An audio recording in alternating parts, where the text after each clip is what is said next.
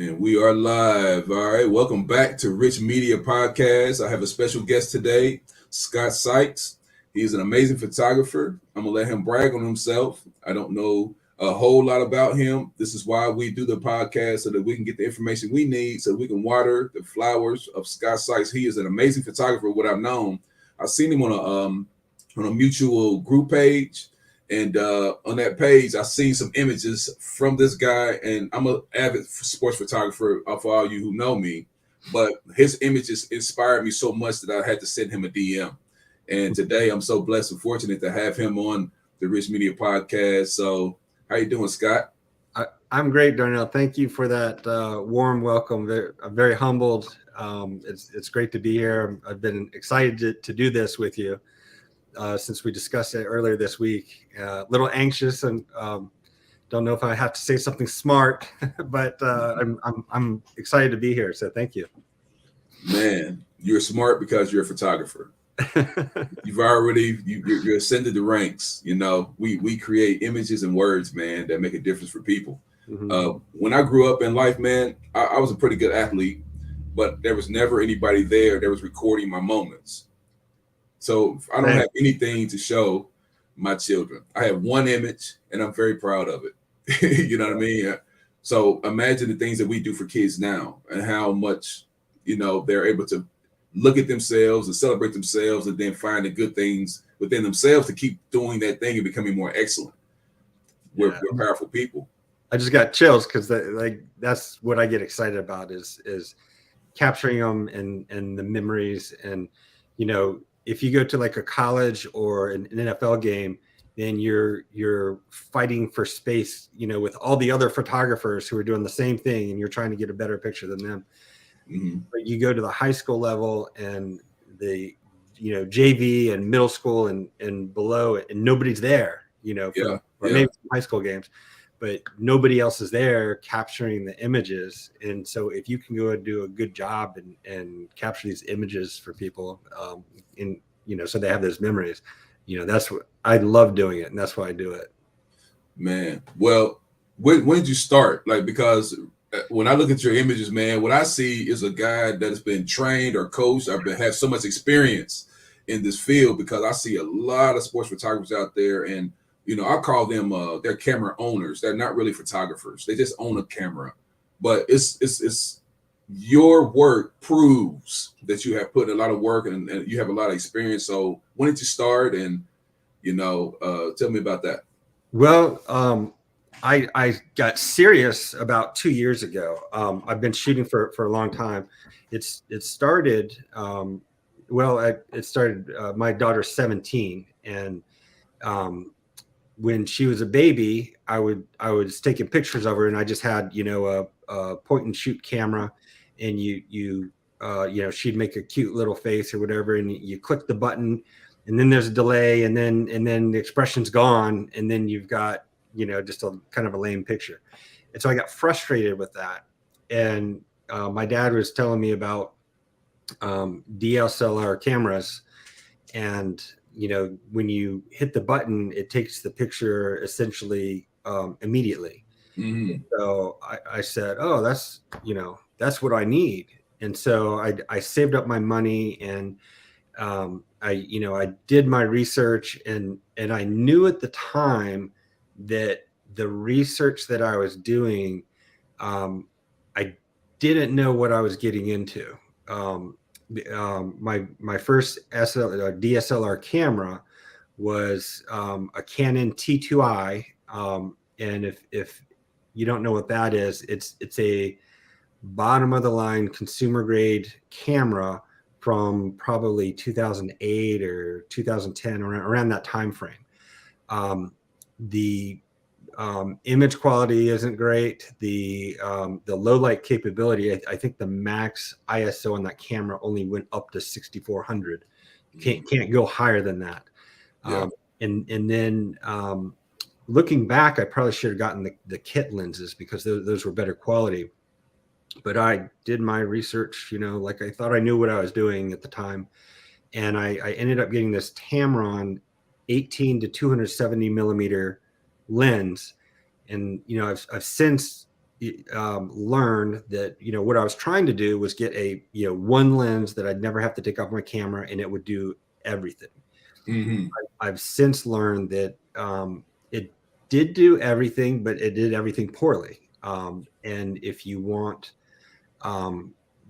better image quality, you need something that's more focused, and it's going to have its limitations. In this case, it had a very large zoom. The 270 millimeters, I think, is, because it's a crop sensor, I think it's the equivalent of 414 millimeters on the long end, if I remember correctly.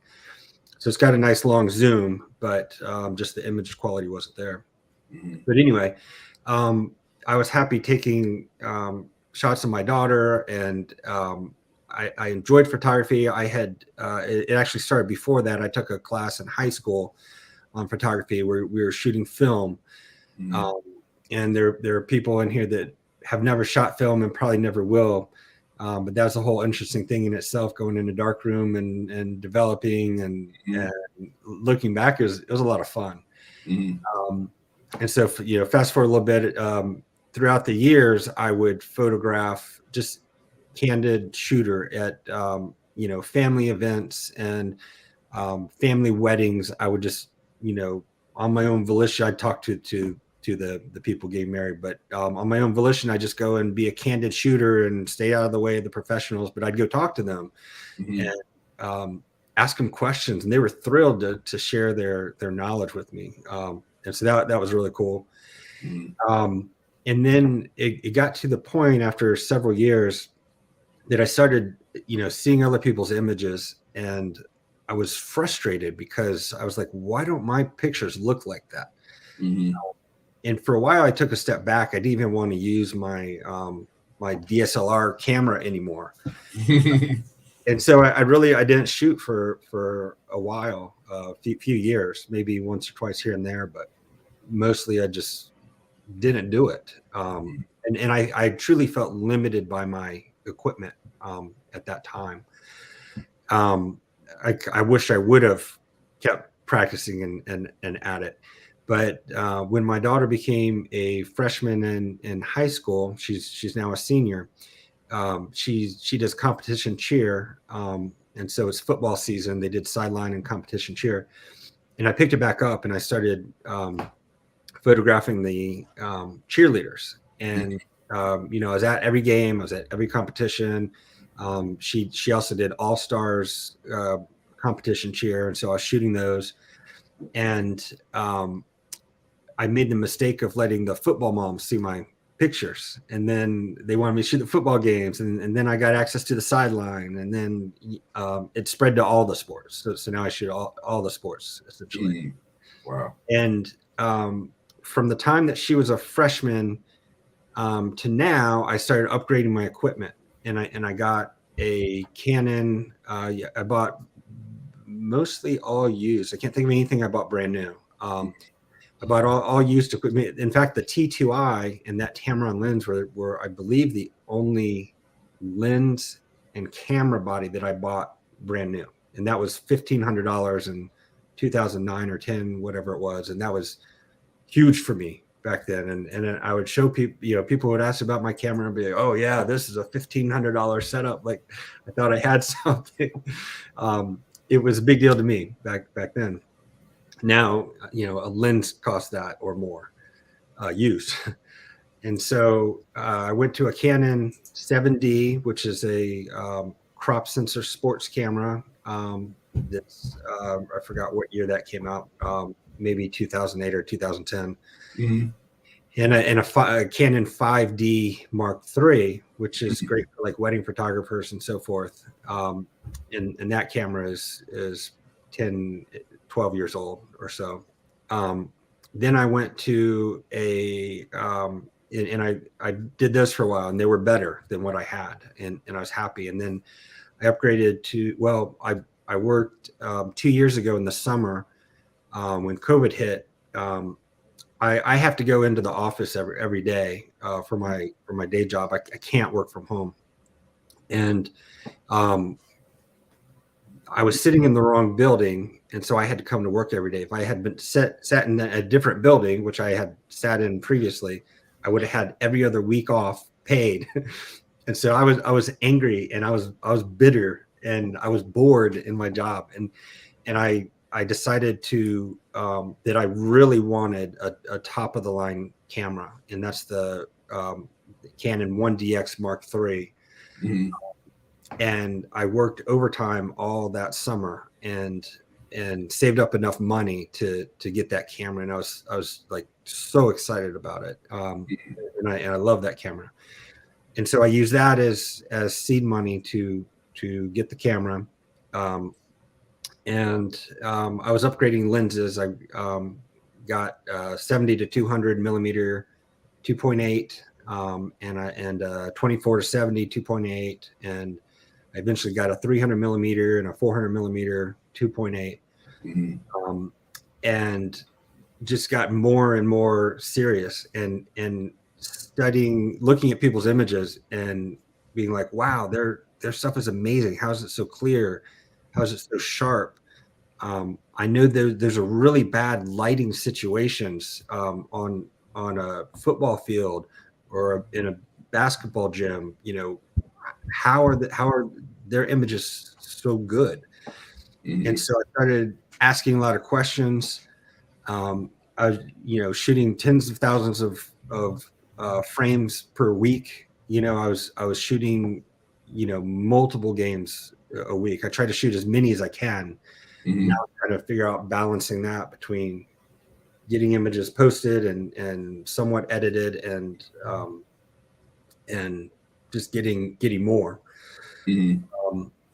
So really, it was just a progression. I just got more and more serious, and the better I got, the more I wanted to improve. So I've run on for a bit here. You probably have some questions you want to throw in. Oh, no. The story is the most important part of why I do this. The story. I no, take as much time as you need, buddy. I love it all. So okay, thank you. So just asking questions, and these great photographers are willing to answer questions and mentor, and they show their work, and it's just amazing. And there's little details like I finally got a great clean shot. It's clean. It's a great shot, part of my portfolio, and then I post it to Facebook. Why does it look like garbage? Well, then somebody told me, multiple people chimed in and said, well, when you post something to social media, they run these compression algorithms because people posting so much content, they have to store it, and so they shrink it down. If you put it on their full size, the compression algorithms often make it look like garbage when you post it online. So this picture that you spent the time to take that's awesome now looks like garbage. But if you shrink it down before their algorithms get to it and post it on there, then it will look just as clean as your image. And so tips and tricks like that. Yeah. Another one was when I first started shooting for years and years and years, I would only shoot JPEG, and I was scared of RAW. I didn't know, I wasn't editing pictures originally. Once I started editing, I started looking at pictures and realized if you want a picture to look amazing, you generally have to edit it. Not always, but generally. Most images could be improved by editing and or cropping. And so I started doing that, and I started learning that, and it was a slow process, but I just kept at it and learning. And so I eventually started shooting in RAW because I found out you have more control over the editing. For example, if you get the color off, the white balance or the tint way off in the original photo, if you're a little bit off, you can generally correct that with editing a JPEG image, which is a more processed format than RAW. RAW is like the raw ingredients. And so if you're really far off, it doesn't matter how far off you are in the white balance, you can correct that in RAW. And so I started shooting in RAW, and I thought I had arrived now that I'm shooting in the format that professionals shoot in. Mm-hmm. And that's true. Like a lot of wedding photographers and portrait photographers and so forth shoot in RAW. And I noticed that my sports images that I shoot at high ISO, which is the sensitivity to light. So when you're more sensitive to the light, you have a higher signal to noise ratio, or lower, however that works. You have more noise, more bad stuff. Mm-hmm. So I found out that a lot of the great sports photographers were actually shooting in JPEG. Mm-hmm. I didn't want to believe it. I was like, that doesn't make sense to me. All these other photographers that aren't sports photographers in general are telling me that RAW is the way to go. If you've ever seen YouTube by Jared Polin, Frono's Photo, he's got these T-shirts that say "I shoot RAW." He's wearing that all the time. Yeah. And so I tried it. I tried shooting RAW plus JPEG at the same time. Mm-hmm. And shortly after I did that, the images started coming out. Immediately when I started doing that, the images came out cleaner in the JPEG. And shortly after that, I stopped shooting RAW for high ISO sports, like in a basketball gym or under the lights for football and field hockey and whatever, soccer, whatever sports they play outside at night. So I don't even shoot RAW generally at high ISO situations. And it saves me a lot of space for storage. Mm-hmm. It saves me a lot of time, getting the images, from the card to the computer, and then working with them. And now I finally have a fast enough computer that's probably negligible. But I was working on a computer, and it would take a lot more time with those large RAW files. Mm-hmm. Learning, there's just a couple tips that I learned along the way Mm-hmm. that I hope other people can benefit from. Mm-hmm. People help me, and I help other people as much as I can. I'm constantly. You said you saw something I posted. I'm constantly on there answering questions, and there's certain groups that you have to undo a lot of misinformation. Mm-hmm. Yeah. And do it in such a way that you're respectful and polite, but people know what you're talking about, or think you know what you're talking about, if you really do. Hopefully. Yes. So I try to only talk about things that I know about and had personal experience with, but then I'm sitting there answering questions, just trying to help people. Yes. That's amazing, man. That's amazing. And I two nuggets I've already picked up already. I know, say when you talk to smart people who know what they're doing, you always can get, I call it mental scraps. You always can get some mental information that you can use to make yourself a little better. People want the diamond, but they don't want the coal. I want the coal. Yes. I want, I believe that all people can take raw material and make it better. I just believe that, so I do not shoot RAW. If I do a wedding or portraits, I will shoot RAW. But other than that, there's no way, because it's like if I tripled the volume of the books that I have in my room, I would have really nowhere to sit.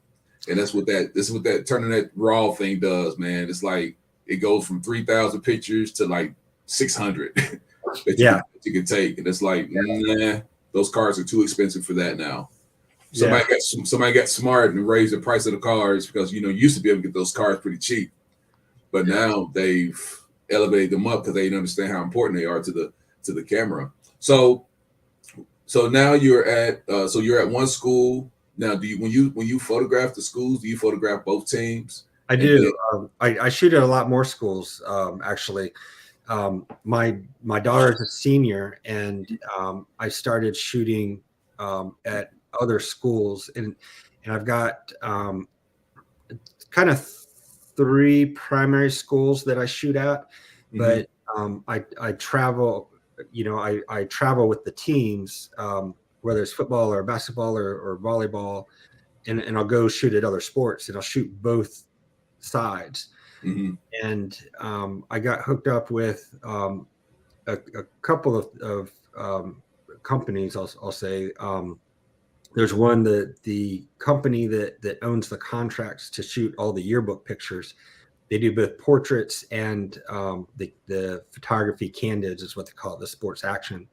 Mm-hmm. And so I just do the sports action, but they assign me, the first 2 or 3 weeks of each season. So I've got spring season about to start, where they tell me what to go shoot, and I'll go shoot that, and I'll get them 75 images from each game. And so it's typically at my home school, where my daughter goes, but sometimes it's other schools. Mm-hmm. And then there's 2 other schools that are right within a couple minutes drive of my house.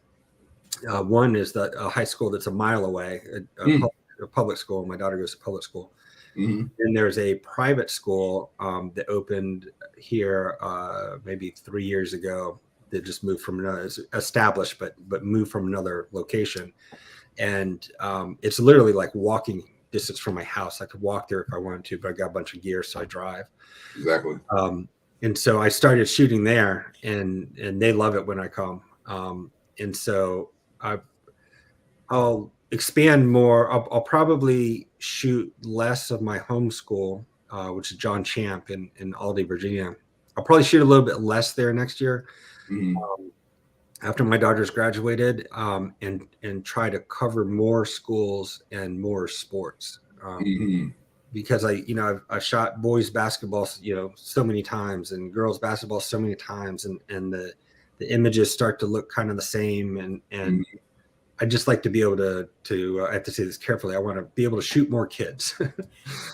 Yes. I always get a uncomfortable look when I show up and I say I'm here to shoot the children. There you go. That's right. That's right. I'm sure everybody's alarmed with that. Yeah. So like I like to shoot personally. I like to try to shoot like at my home schools. I like to try to shoot 3 away games and 3 home games because the uniforms are different. Yes. And I like to go. Yeah. So I like to go leave their gym and go to another gym. Follow them where they go. Somewhere that's in my vicinity, my proximity. I don't go too far right now. So it sounds like you're benefiting from photography. Yes. And and that's wonderful. So you give them digital images, they print they do what they need to do with the images, and they compensate you for your time for doing that. Well, I was originally, when my daughter was in 9th grade, a freshman, I was just shooting for free, and I just get given the pictures. And then it was, I guess, her junior year, I started charging. I started, and after I had been giving away all these pictures for free, it's kind of hard. And people were telling me this, is you can't go from shooting free to charging. And I kind of did that. What I do is I take all the images. I was trying to edit them all, but sometimes I'll deliver, for a basketball game or any game, really, it could be 400 to 600 or 700 pictures that I deliver for that game. They're not all like Sports Illustrated quality, but I can't tell you the number of pictures that I've looked at, and I know that if a sports photographer looked at it, they would say that's a throwaway. But my algorithm is, do I think that the athlete or the parent would want to see this picture? And if I think they would, then I include it.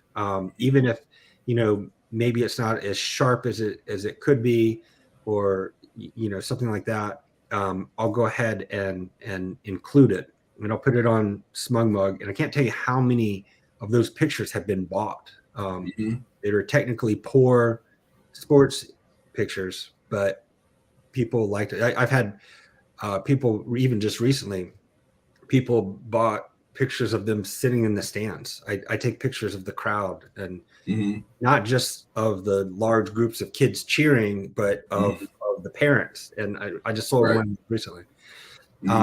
So I put them on SmugMug. It's a site similar to Zenfolio, and I just put my watermark across the middle, and and it's just fairly small, and it's 50% opacity or something like that, and so it's not just a big bold, but it's definitely there. Mm-hmm. It's my website, so when people steal my pictures, which they do all the time, and I'm Of okay with course. Me that, too. it drives them to my website. So I get Exactly. so much traffic. And if I wanted to, I could put my watermark all over. And I'm with a group of photographers called VivaLoudon.com. Mm-hmm. That's the county I live in, Loudoun County. And I submit my pictures to them as well, and they put the watermark all over. I like just a single watermark because then you can see the quality of the image. It Mm-hmm. looks a lot different than a cell phone picture, which is what most people are taking pictures with these days. Yeah. Or if they have a consumer grade camera and most people don't know how to use them, and they're shooting too low of a shutter speed, so it's blurry. And I like to let them see the quality of my image, and then Mm-hmm. they either buy it or steal it. And if they steal it, they drive more traffic to my site. Yeah. So um, I need to work on the business side. I haven't focused on it. It's not the primary reason I do photography, but Mm-hmm. it has allowed me to pay for everything. I got a new MacBook because my old computer was too slow. I got network attached storage recently. I got lenses and camera bodies since I got that Canon 1DX Mark III, and it's paid for all of that. And so Nice. I'm Nice. I'm happy with that. Yes. Feel very blessed. And then after my daughter graduates, I'll probably focus on the business side a little bit more to Mm-hmm. kind of justify all the time that I'm spending and the money that I'm spending, because now not only um, am I spending money to go do this, travel and equipment and all that, but now I don't have the time to work on my cars like I used to, so I have to pay a mechanic $150 an hour in my area to work on my cars Mm-hmm. instead of saving the money and doing that myself. Mm-hmm. Yeah, I heard a long time ago from a great mentor. He said, he said you often hear that time is money, but my mentor doesn't. He doesn't believe that. And I have mentors and coaches, and they're different. Mentor is like a sounding board. You can go in and say, "Man, I really suck in this area. Please help me." But a coach, he doesn't listen to you. He watches you. He watches you. He sees what you're doing, and then he, gives you guided direction on how to improve and elevate. A mentor is kind of just a firefighter putting out. You know, I mean, for me anyway. So my mentor said, "Man, if money can buy one second of time, then money would be more valuable than time." He said, "But since it can't, if you can always have more, get more money, but you can never get any more time." And I was like, I took that to my heart. And he said, "Now you've been doing pictures for a long time, and you've been just away to people." He said, "It's like, what's wrong with getting paid?" And I said, "Well, I kept coming up with excuses on why I shouldn't get paid because it was obvious that I didn't believe in myself. I didn't believe I was worth being paid for whatever strange reason that is. Same. But yeah, Same. you know what I mean. And from just so many things that go on. I have a lot of. Obviously, I'm black, so I have that. I have people who think people are judging you. You have people say no to you because you don't fit the standard. So I had all these things just hitting my head. But when I started reading, libraries everywhere around me. When I started reading, I figured out that once you have the knowledge and the truth of the truth, once you understand it, that it don't matter what anybody does, they can't lock you out. If you have the key of truth, you can unlock any door. So once I figured that out, man, I just began to expand and just become more of the person that I knew I could be. And then I started learning so much from other people. Like today, I promise you, what you're saying right now will not go in vain. It will not be in vain because it's going to benefit young people. It's going to benefit me personally. It's going to benefit me financially. So I believe that if it benefits me financially, it should benefit you financially. That's just what I believe. So the program that was kind of talking about earlier, it's really a system because like what you do, your the image quality you have, no matter where you go, you're going to get paid what you're worth based on the work, based on what the people see, based on how you market it. You're going to get paid what you're worth, no question. And when you get to a point where like you give people permission to buy your stuff, you're giving them you're giving them permission to buy your stuff. It's not like you're forcing them to buy it. It's like, here you go, here's the stuff, here's your images. You have 7 days to buy it. Because and your work and your time is valuable. And the thing is, instead of creating just an impact, we want to create impact and income. McDonald's is paid, and McDonald's is terrible. You know what I mean? And that food is terrible. And if you're hungry and you eat it, you're going to be hungry in 30 minutes after you eat it. So I'm going to go out on a limb here and say they're not one of your current sponsors right now. No, they're not. They're not. They're not. And if they were, I still feel the same. I still feel the same. They know they're selling trash. They know they're selling trash. So, but they have salads. They have different things that you can do. But when we get to a point where, as photographers, people give you assignments, you go and take care of the work, you do the work, people are happy, but for me, sometimes it's like once you deliver your stuff, it's like you gave away your babies, and it's like, now what's next? You know what I mean? So this is where a system comes into place, where a real business comes into place where you can just go out, perform, and then 3 hours later, because a lot of people don't like to edit their work, but I love to edit my work because my work turns into revenue. My artwork turns into revenue. So me personally, sometimes I would shoot, and then I would go after the game, and I would spend 2 hours, because it doesn't take me that long anymore. It used to take me so much time to go through images because I would like look at it and study it. No studying. I look for clarity, for razor sharp lines and the blurred, beautiful background, and the kid is in the air. I just get it. If I don't like it, I just click delete. I don't even think about it. Then I'll skip past, delete, and then I get down to the core product. And then I will remove backgrounds with software that I use real quick, create a graphic within 5 minutes with several images, get them up on social media real fast, and drive them to my website. Because you can only see all the rest of them if you go to my website. You can only see. They'll only give them a gateway. Yeah. Permission to go see the rest of the work. And then once they go in, they have to log in, name, email, phone number, and they log in. And now I know they're there. I can see the traffic. I can see the line go up. I can see the lines, so that's very important. So one of the things that I like to do, I train young people, right? And my goal is to put 1,000 cameras in the hands of young people between 20 now and 2023, the end of 2023. That's awesome. Like powerful cameras, not the trash. I'm talking about cameras that we would use. Yeah. The level that we would use. I've recently took a kid out to a game. No one could reach this kid. I mean, nobody could reach him. He's mean. He's disrespectful. He looks down on his future. He's beating himself. But he went to the game with me, a very high level game, basketball game. Talented. And I told him a few things. I said, now you have a machine. This is not a toy. This is a machine. Mm-hmm. Do this, and this. You just follow this. Just do what I say. Don't try to think about it. Just do what I say.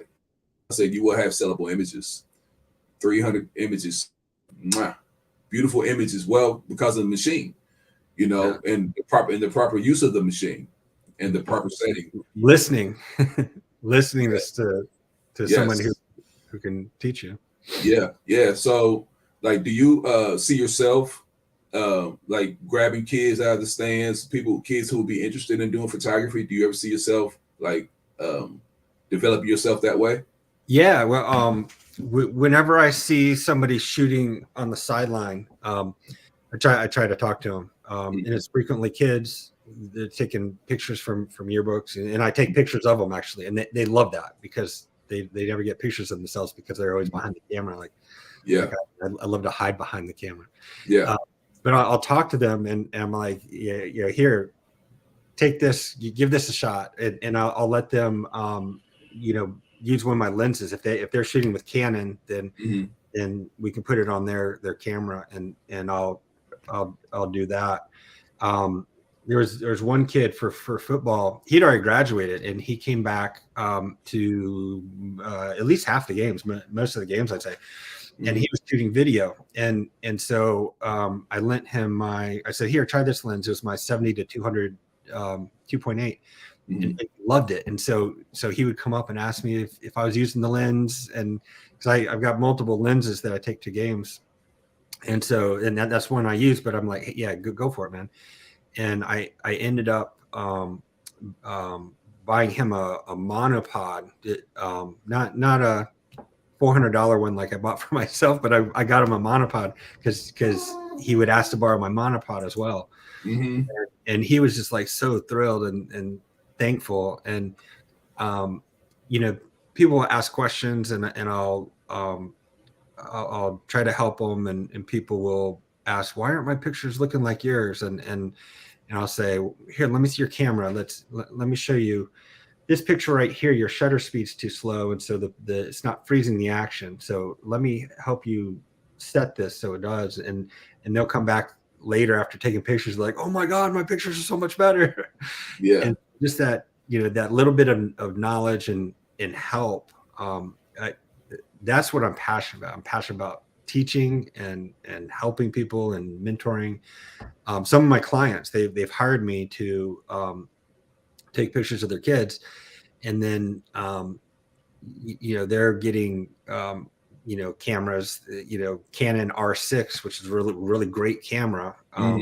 It's got the same sensor and processor as my Canon 1DX Mark III. So you can get just as good as images out of that one as you can mine. And they ask me questions, and I help them out, and you see how much they can improve in such a short amount of time. Exactly. And I was I can't say self-taught because I was asking all these questions to all these people, but it's self-taught in the sense that I was seeking out these people in the Facebook groups and watching YouTube videos and practicing and doing that, and kind of find out the basics that I can share with people to save them a lot of time, so they can get so much better faster than I ever did. And I love doing that. Powerful, very powerful.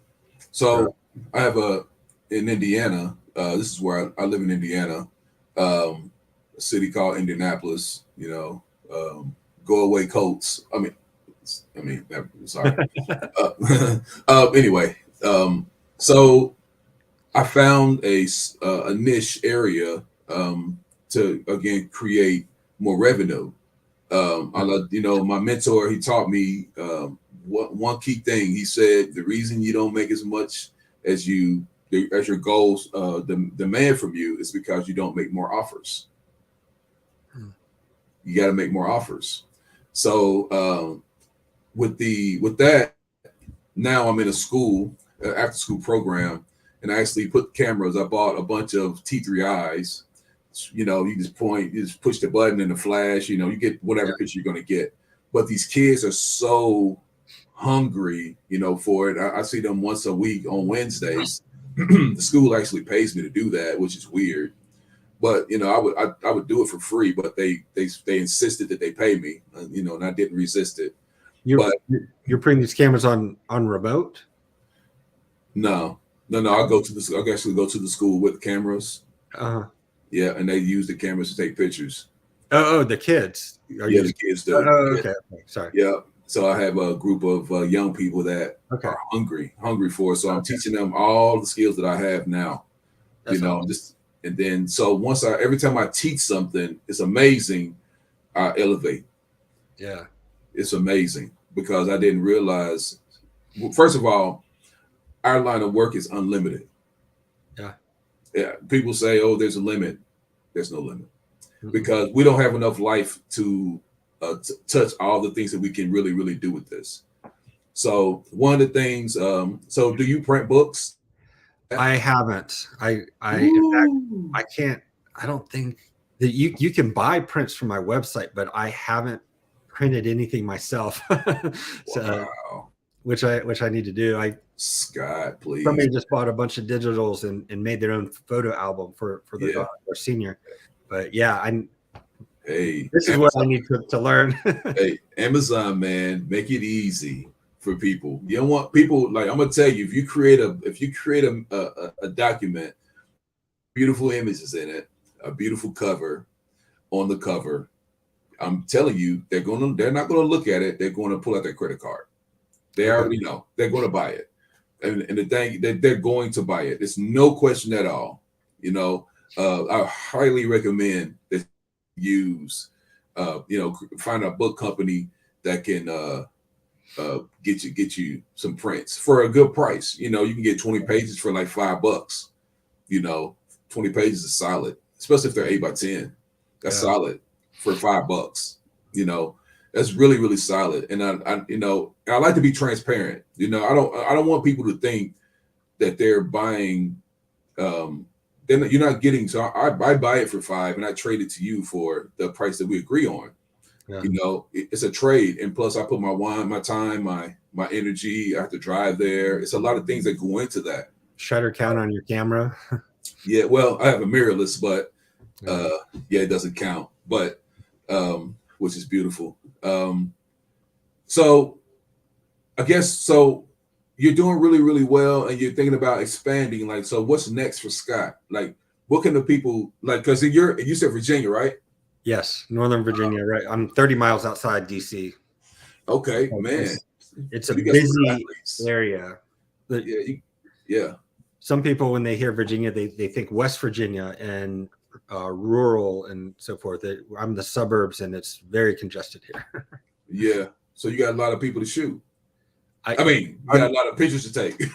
yeah, and unlimited, Unlimited. I unlimited. was a first grader, and there's always a 12th grader. Yes.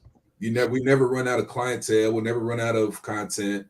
And you know, if you ever get bored, there's all kind of buildings, and there's all kind of flowers, and there's all kind of senior portraits. So it's like I guess the point is, and I'm asking this for my own personal reasons. Like, have you established a number that you want to earn from photography? Like, in a year, have you like made that a concrete thing for yourself?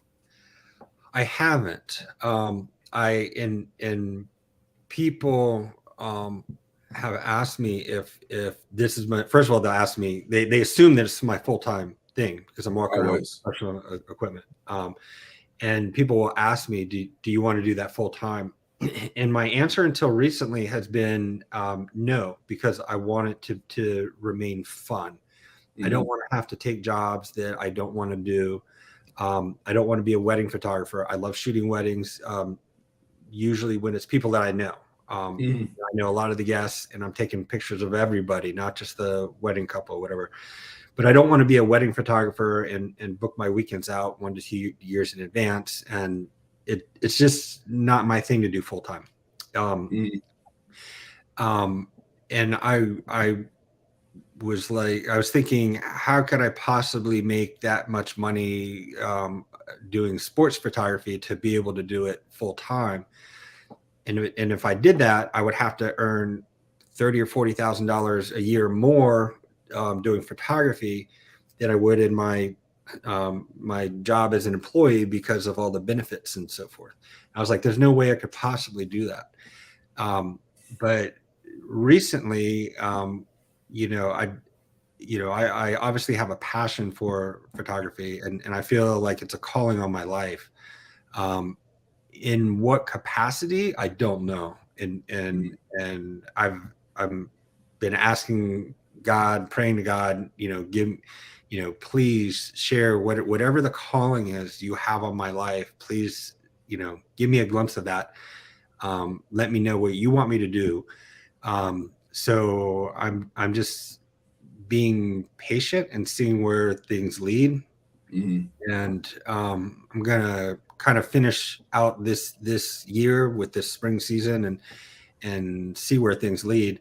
And you know, things are happening. Like I was asked to do a podcast about photography, and you know, whatever God wants me to do with photography, I will do it. Whether it's to earn money or not earn money, you know, I shoot a lot for free. Um, there was there I've been doing shooting for some charities. Um, there's been a handful of kids who have uh, beat cancer, and they have a parade for them, and you know they get the fire engines and ambulances and so forth, and you know sometimes hundreds of cars, and they do a parade, and so I'll go shoot that, and I'm not charging for those. Mm-hmm. Unified sports, the kids with special needs. They've had a couple basketball games lately. I shoot those. I don't charge for those. So I just, you know, I feel that God gave me a gift, and it's not a gift to me. It's a gift that I can share with other people. Mm-hmm. So I haven't set a number on that. Maybe I should.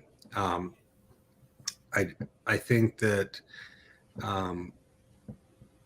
you know God's given me provision, but I can multiply that, and I can you know use that money to sow into His kingdom.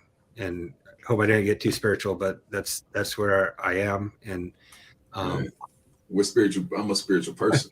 I Man, can tell. yeah, yeah. So yeah, it's not a. I mean, anybody who puts "I am photography" on their hat, if you think about God, man, it's like I asked for permission for this. I didn't just believe I could do that. So many more people, they have so much more talent than me. The reason they have it is because I haven't asked them yet. I haven't asked for their wisdom to come into my life yet. But once I get that wisdom, you know, I elevate. I always elevate. So it's always a spiritual thing for me. So it's welcome here, brother. It's welcome here. Yeah. Amen. So we're a family. So if you think about like the reason I brought that up is really for me. Again, sometimes I ask questions that are selfish, and it's really because I want to improve myself and I want to get better. Because the people that I serve, they have zero direction. They have the only direction they have is fast forward to nowhere. You know, they say the words "I don't know" often. They always say "I don't know." When you ask them a question, they say "I don't know." I don't know. I don't know. I'm like, want to play a video game? Yes. Want to eat some sugar? Yes. Want some money? Yes. You want to do some work, read a book to improve yourself that can help you get more food, more money, and more time, freedom to do what you want to do? Mm, I don't know. I don't know. I don't know. Because no, it's like it's really a difficult thing for people to understand and grasp. It's a very difficult thing. So with the programs, like, so the reason I asked for the number, like my number is I'm gonna make up a word real quick, magnanimous for me. It's a super huge number. I may never achieve it in my lifetime. I may never achieve it. Today might be my last day, and it'd be a great day, you know. So, but the goal is to put your vision so far ahead of you that you always have something for, and then you create systems, modalities, concepts, and processes in order to make that journey very easy. Because nobody wants to walk to California; we want to fly there, you know. So I create a system so I can fly from my level of where I'm at now to the next, you know, the next journey or voyage wherever I'm going. So that number is very important, I believe, because it will give you something to a star to hold on to, a planet to land on, says Elon Musk. You know, it gives you something, you know, to do. And some of the systems that I have in place, I'm creating a course. I think I told you that already. But I'm creating a photography course because um, it's so important because there's so many people who are taking pictures. I always ask the question like people think I'm being vain. Like, are you making money when you take pictures? I just ask the question, are you making money? They're like, nah. I mean, no offense, but why are you doing it? Well, I do it for the kids. I do it for this. Oh, that's good. That's good. Why do you go to work? Well, I go to work to get some money. So, like, what do you think you're doing right now? You're working. This is work. This is a labor, and labor should not. I mean, even the ox deserves his feed. So when I go to work, doing what I love, what I'm passionate about, I expect. I don't think I'm going to make money. I don't hope you. I know I'm going to make money. I know I'm going to get paid.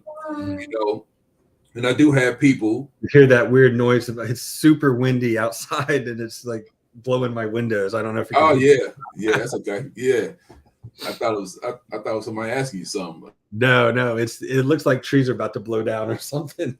Oh wow. It's sunny, but windy.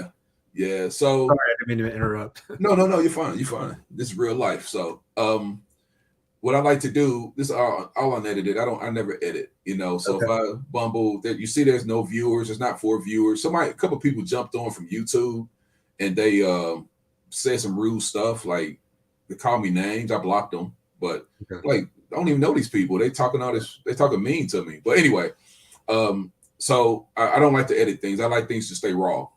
So the course that I want to create for photographers is because my mentor taught me. He said these words to me. I was asking him a question. I said, "How can I get people to know and to understand that they can make money with this thing?"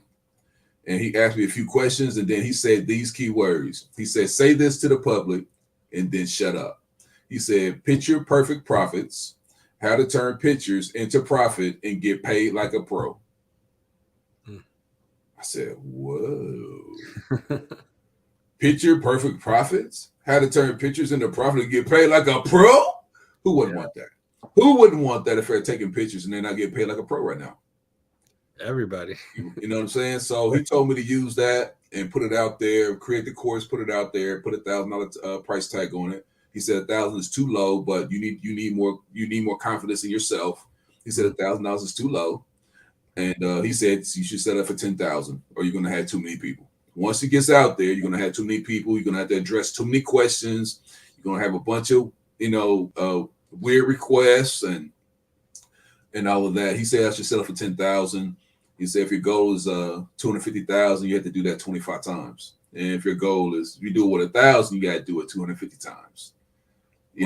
So collapse the time frames. And plus, there's people out there who can pay 10,000 with a credit card, with a piece of plastic, So, and then the value. So, do you mind if I walk you through my ladder, through my framework? Absolutely. I'm dying to see it. So the framework. So I start with a 5x7 print. A 5x7 print is low cost, it's low entry, it's a low investment for us because we have to invest in ourselves, which a lot of people we don't, for whatever reason, we believe in investing in everyone else, but we don't believe in that we can make our money 10 times better. Yeah. And make an investment and get 10 times back. That's true. but I believe that. So I take 37 cents. And I print it out. And then I say, here's your picture. Wow, that's not. Here you go. Just $10. They say how much? I say just $10. Just $10. And people are like, oh, and they rush to get their money out to pay for it. Oh, I don't have any cash. Don't worry, Venmo, Cash App, XYZ. But go ahead and scan the QR code, put your name and email into this system. And then once they're there, then I walk them up to the next level.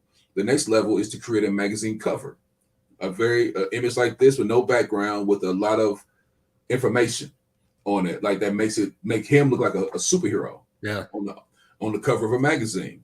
And then the next step is to sell a magazine or a poster. Posters for this age group is usually a poster. But the high school ranks is a magazine. So you just, again, it's an investment. You invest the $75. You get 10 magazines in your hand, and then you sell them for $50 a piece. Period. And people say, "Oh, they won't buy them." Please, I'm in one of the poorest counties in this state, and I sell them like hotcakes. Hotcakes on a discount Sunday. You know what I mean? and they People buy will them. find money for what they really want. Exactly. Like someone asked me, I said, for something for $10,000, I said, would you pay me $1,000 to have $10,000 worth of value? And I said, and he said, what did that entail? So this is the program that I'm going through. My program, that 1,000 can turn into 10,000 10 times. I mean, I made $500 in 2 hours doing this at a gym. $500 in 2 hours. Wow. Profit. I hate to jump in, but I just have to say, you said you live in one of the poorest counties in No.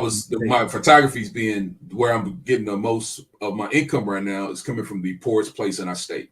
The poorest place in your state, and I live in the richest county in the country, and I question myself. I'm like, are people going to buy this? That sounds really expensive to me. Man, I need to come into your county. Yeah, I need to come into your county, because if I come into your county with my skill set systems, there's no way I wouldn't make money. And they wouldn't judge me because they're the content. They're not going to judge me. Yeah. You will get your investment back, and you will have some stuff left over that you're gonna have to put in the garage. But those serve for you as now a portfolio.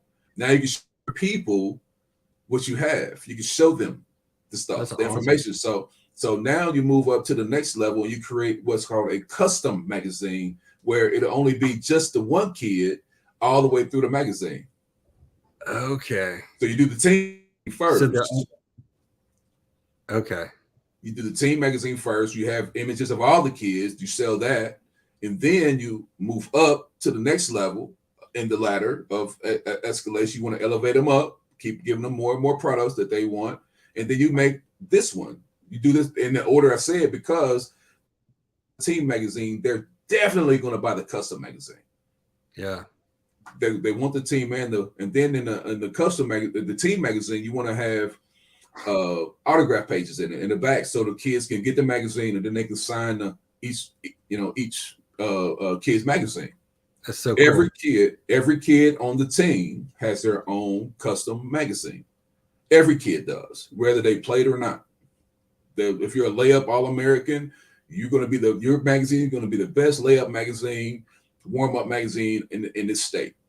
And that's what you do for the kids. And then you escalate to the next level, which is the premium level.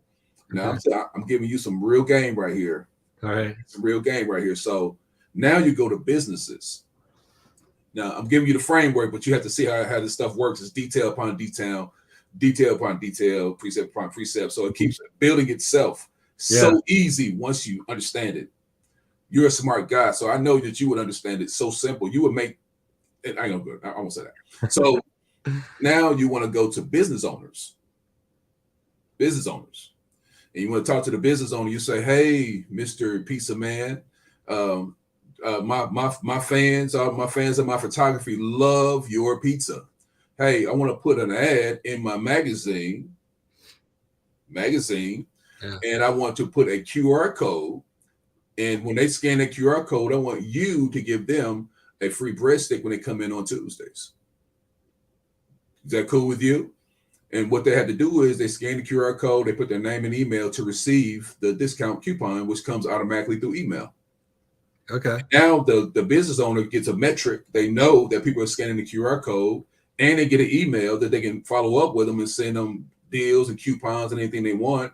And then they get exposure as a company that supports youth sports.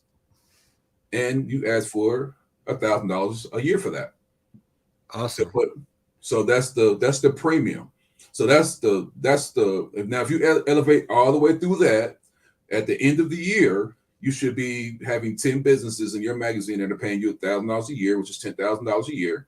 Wow. Right? For a picture and an email system that they can use to further build their business and help kids at the same time. And then so anytime anything comes up photography wise, they're going to look for Scott. Wow. You know what I mean? So that's a program. That's brilliant. Okay. So that's a small part of the program. That's a very small part. It goes 51 levels up. Wow. 51 levels up. You know, and it's going to be 52 soon, because my goal is to have one thing I can teach a week, every week, that can keep improving all the way through the year, and then people can keep recycling and getting better. People are going to be so much better than me, and I'm so blessed. You know, like the Lord said, if you follow me, greater works than these shall you do. Mm. Now He said that to us. So now I want to pay the world back the favor. Now, if you do these, greater works than these shall you have, you will get the reward way better than me, because one, you're a kid, or you're a passionate person like me, but you get to start off what took me 15 years to get to. You get to start there. And if you use your mind, the potential of your mind is where you're at and where you want to go. All that other stuff is called potential in the middle. You know what I mean? So the reason I wanted to bring that to you, because one, as a human being, I always need validation. And I thank you for saying that. That's brilliant. It is. Yeah, that definitely helps me. And people may say, "Oh, wow, I can do all that," but there's a definite system. If you do it in a way that is not systematized, then you will be punished. It will punish your time. It will crush your time. But if you have a system in place, still crush. Instagram, TikTok, all that stuff, they're going to be there. They're going to see it. Yeah. As soon as I put something up, it light up. My Instagram lights up. If I put one picture up of somebody digging in their nose, Instagram's going to light up. You know what I mean? It doesn't matter what goes up. It just lights up.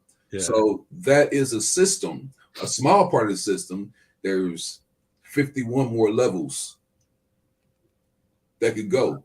And again, I'm just Darnell, but I have a very, very, very strong faith. I believe, like, a guy offered me a lot of money to go to California to do a certain system. I said, nah. He talked to me like he talked down to me. Well, first of all, he don't know how much I make. I do really, really well. He don't know what I make, but he was saying to me, like, you will give up this amount of money. I said, dude, that's a demotion to me, because I'm an ambassador for Christ. You understand? Amen. So I'm an ambassador for Christ. So that actually would be a demotion, and it would not help me for me to do that. It would not help the people that I serve now. The only thing I have going on with me right now is I want to honor the faithful Father. I want to honor Him with my life. I want to please Him with all of my fiber and all of my being. And then number two, I want to serve the people that I'm here to serve. Yes. And if I do that, I hear the echoes of "Well done, my faithful servant," come into my joy. That's my goal for life. Other people have a goal for whatever. My goal is to hear "Well done." You know, so I do my best to stay streamlined, to keep myself on a straight, narrow path. And photography keeps me straight and narrow. And I keep improving, and God keeps amazing me. He keeps giving me so much that if I feel like I have to pass it on to brilliant people like you, who helps me, you know. So I really want to thank you for sharing your story. I definitely want to see that GIF you made, though. I want to see that. I need everybody to see that. Yeah. So if you don't mind, sure. Do you have anything else to add before you do that? I do. Okay.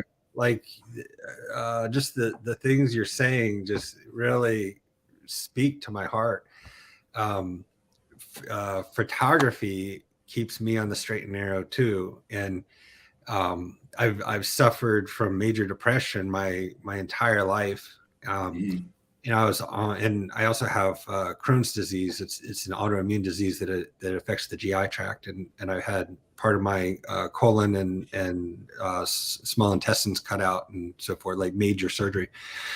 And I feel like they go hand in hand. They exacerbate each other. But been on dozens of medications for depression since I was preteen, and nothing ever helped. And I'm in my 40s, and so over 3 decades, nothing has helped.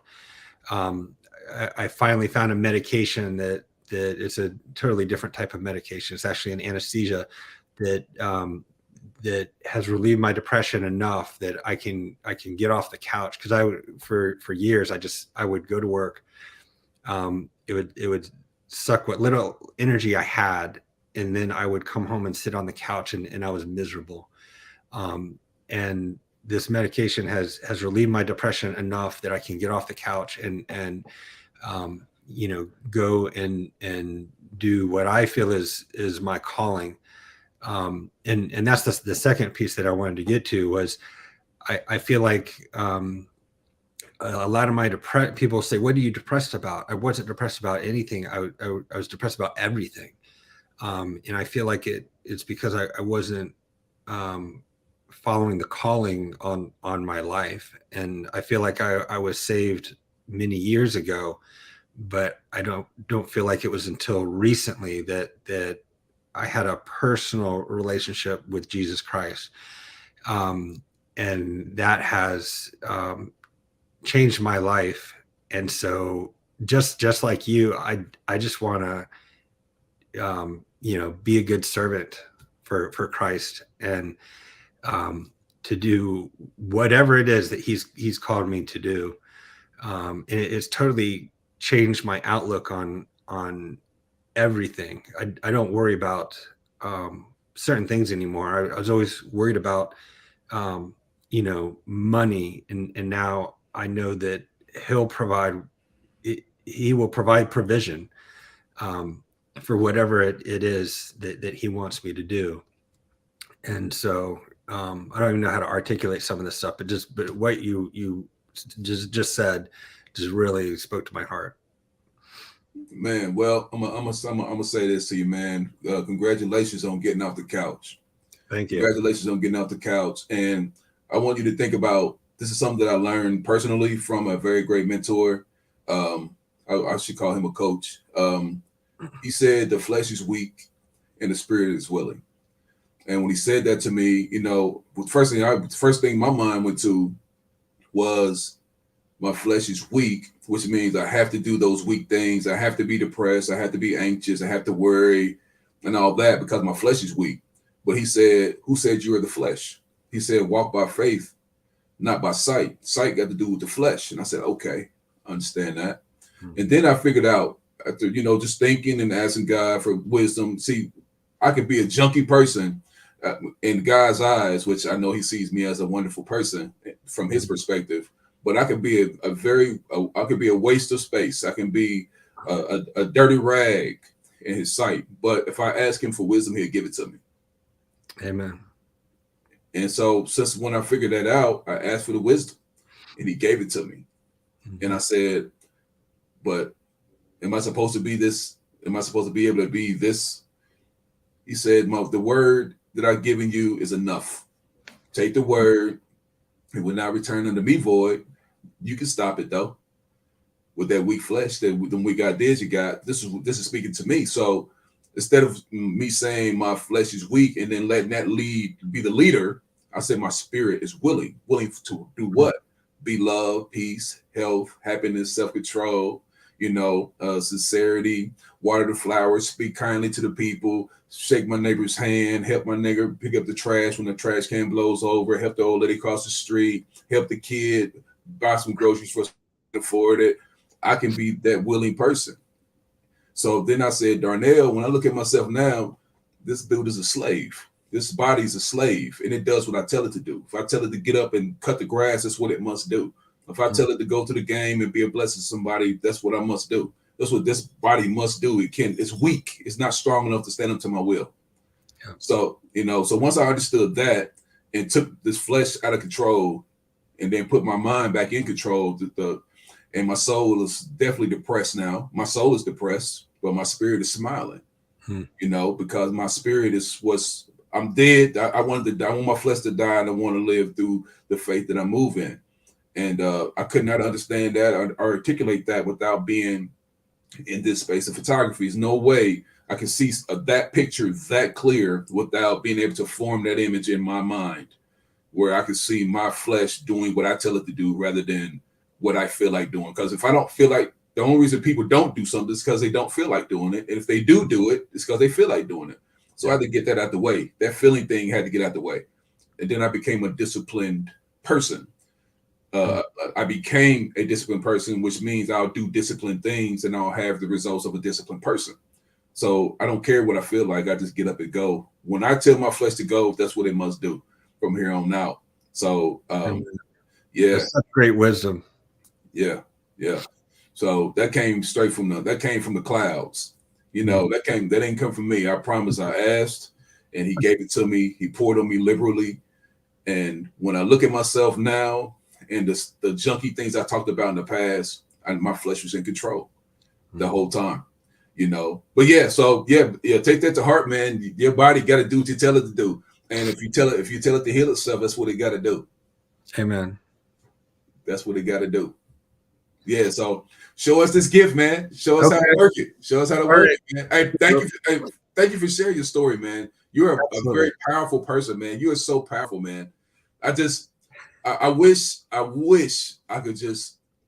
We may have to work some. We'll talk offline. We'll talk again, definitely. Yeah. So yeah, show me what you got. But just since you were saying it's not me, the power's not coming from me. Yeah. Oh yeah. All right. So can you still see what's happening? No, you got to share the screen. I got to share the screen. Okay. Here we go.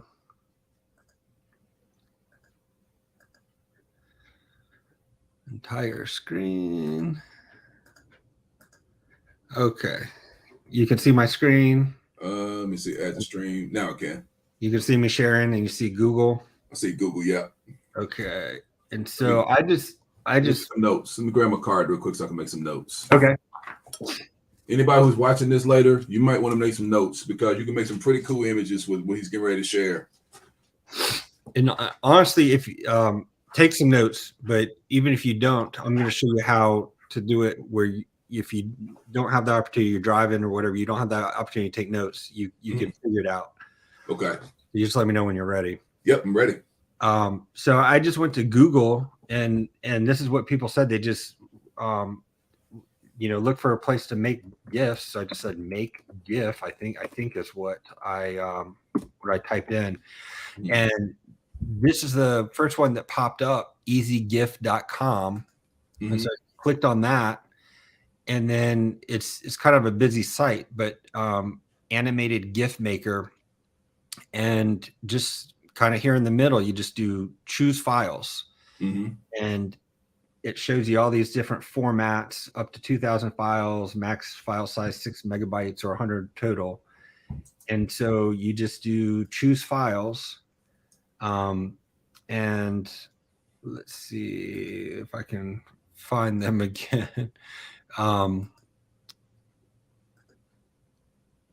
had a game that I did it, and I think it's right here. So, okay. So I had gone in and edited these files.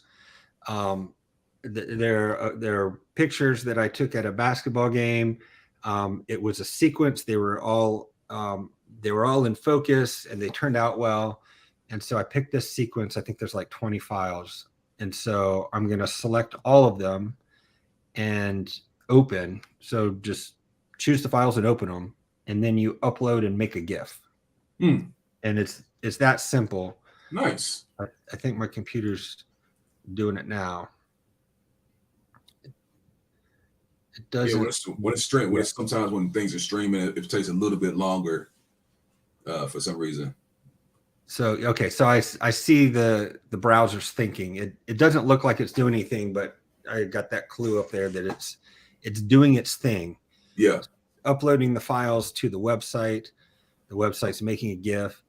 And so now it comes to this page, and you can play around with it, but it talks about the delay, how long you want to delay for the next picture. You can skip or copy, you can move them around. I didn't do any of that. Delay time, you can play with that. I didn't, and I just selected make a GIF. Now, while it's thinking, I just hit make a GIF. I think you can do it straight to a video. And so I don't know if you can see this here. Yeah. Oh yeah, I can see it. So that's what got my attention. So this is my home school where my daughter goes. um, this kid, Ralph, his father is a minister, and I didn't know this at the time. I just take pictures, and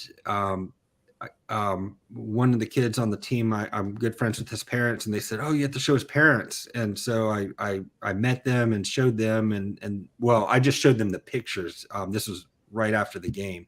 Yeah. And then I saw them at the next game, and I gave them this gift. Now you can, my understanding is you can go straight to video, and so down here you can crop it, resize, rotate, all these things, and you hit save, and you just save it to your hard drive, and then you have it as a GIF forever. Now,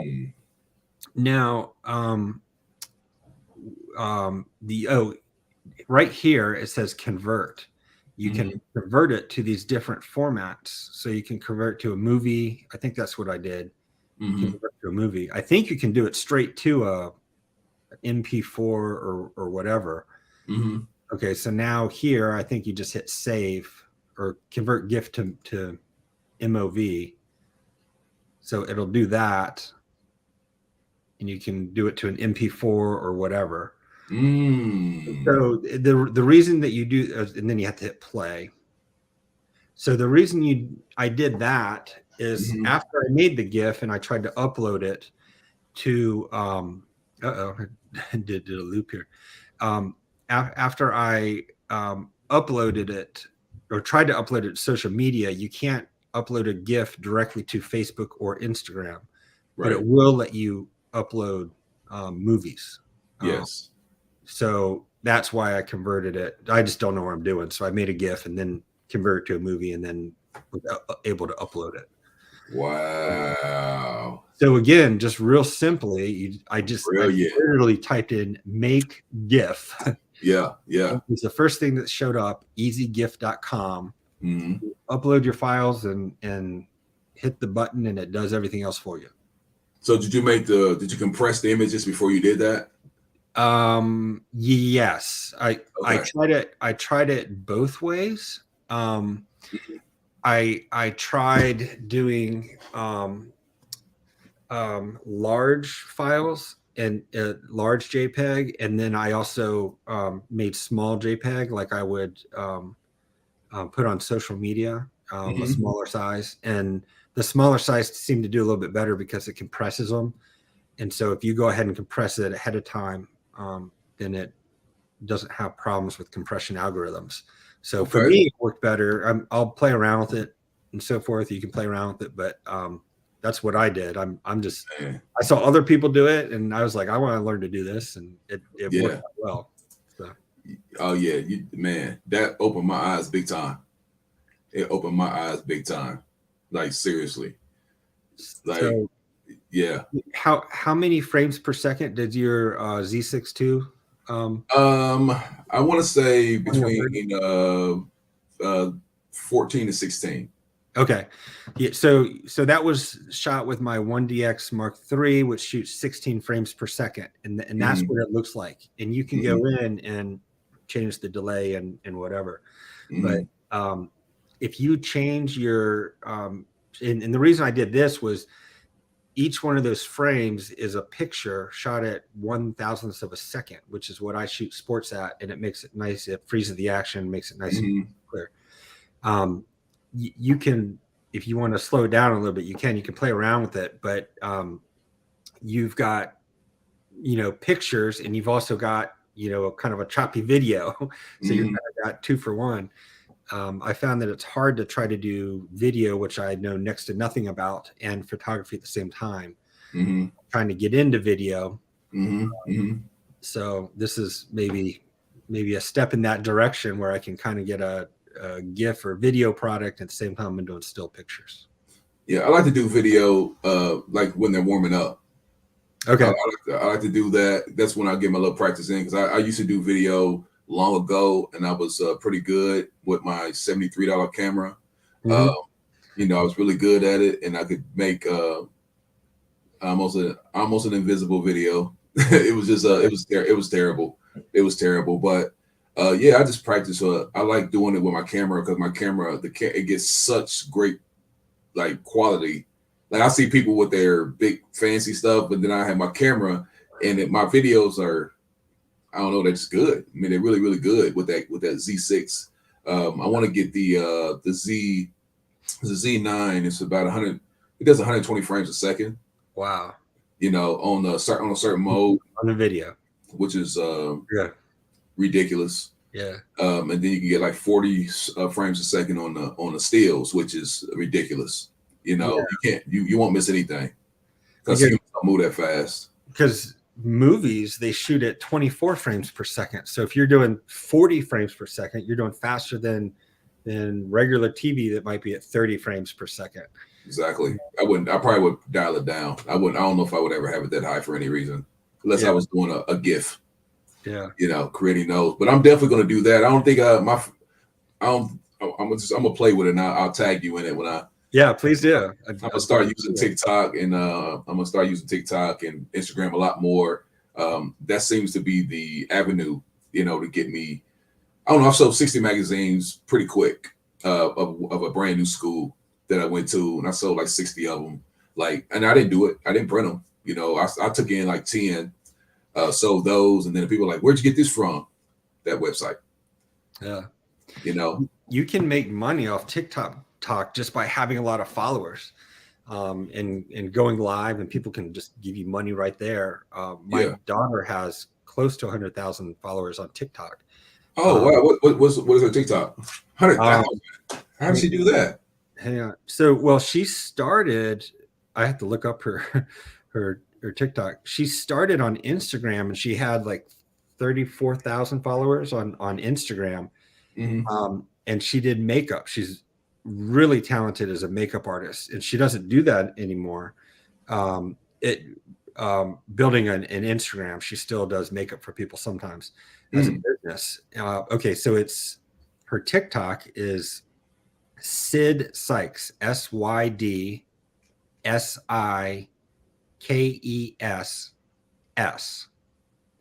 And it's she's got a picture actually that I took. I don't know if you can see. That's her. I took a picture at a gym shoot. So she's moved from makeup to fitness, and now she's got some collaborations with gyms, and she's got, it says here 97.2K followers.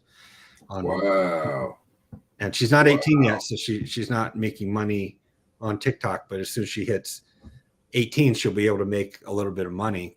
Right. She goes live and she posts videos and so forth.